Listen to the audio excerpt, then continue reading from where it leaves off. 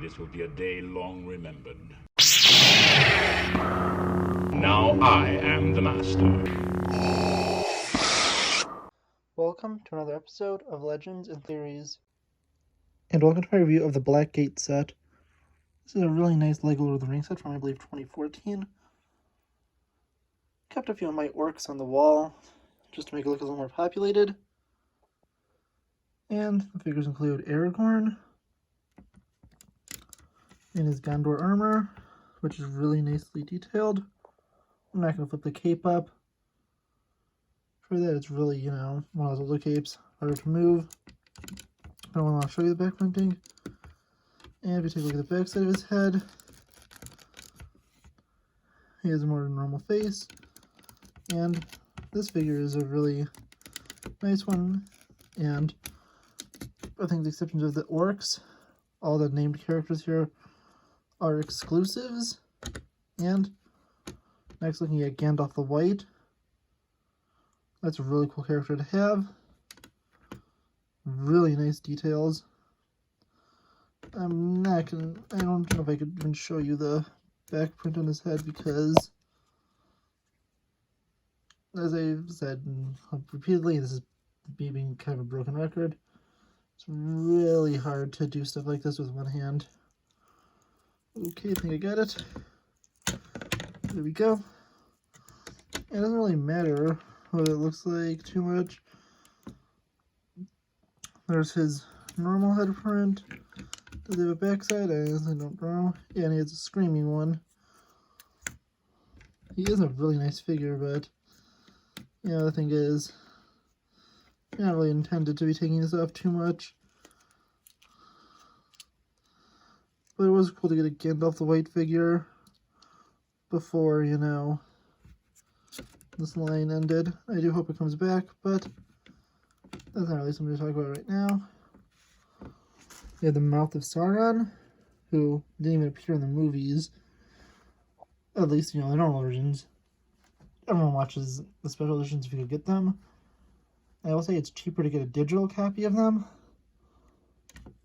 And if you pop this up, you can see he doesn't have eyes, a creepy head face, and some details on the back. Sorry, someone came in and kind of made a distracting sound. I'm going to go over these two orcs quickly. That's what they look like. Kind of reviewed these figures a few times, so it's being a little annoying because they kept being loud sounds. I think it's the same heads. And looking at the back, we see that. Sorry again for cutting, more sounds, but I really didn't want to record that for like a fourth time. We have two other figures, one of the eagles. That's really cool to get. I believe that was the first time we got an eagle. And the second is a black horse. And this is just a normal one. They used... There's one, this is a... You want to use another black horse to replace one for the Witch King.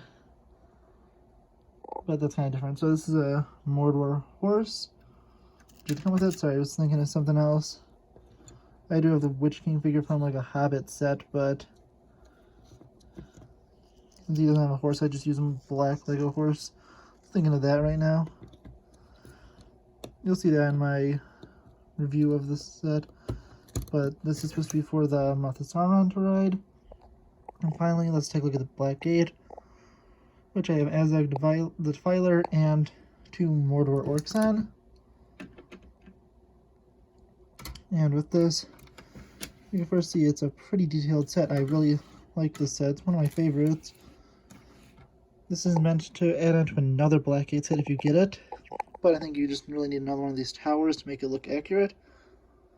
Because then you'd have two sets of doors, and that wouldn't be super accurate in design, but it was just a thing I wanted you to buy multiple sets.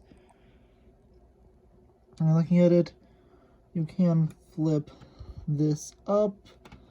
I'm pretty sure there's a mechanism to do it. We'll just take a look at the back side, because remember if there's a mechanism. And flipping it around, this is the side view. It's a little fragile in the middle. That's the back view. I have Smeagol or Gollum hiding down there. And I think, yeah, that's the opening mechanism. Push that open and that opens a hole at the bottom of the gate. You look up here, there's just a storeroom with ammo for this catapult up here at the top of this tower.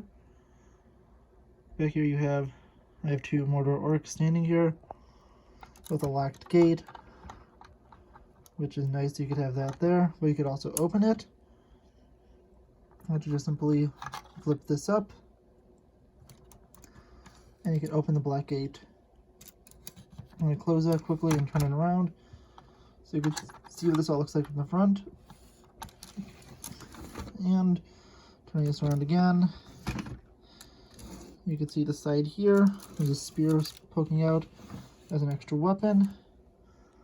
Looking back at the front, I could go back here, open the gate, and push this open and this open so the armies of Sauron could come out.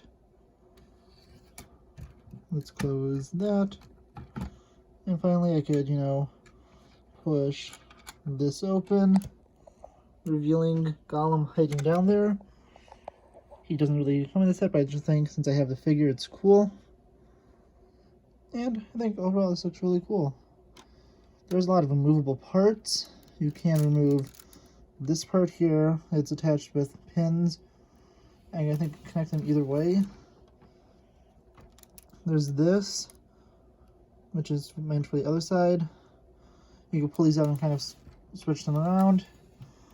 And the same with over here, but as I've said, hard to do with one hand, especially with that because you need to put tension on both sides, so you need one to hold it down and one to pull. So there's that, and I think this is a really good set. The only problem is it's very weak here because there's nothing connecting these two parts. So you need to hold it with a very firm grip from the bottom, holding the gate, which is pretty securely closed, but you could accidentally break it if you're not carrying it the right way. But that's what I think of this set. Look out for my review of Weathertop next week, and I'll see you all in the next episode of Legends and Theories. Thank you for watching this episode of Legends and Theories. Please subscribe, like the video, share the video, leave a comment, check out the video on screen, and may the Force be with you.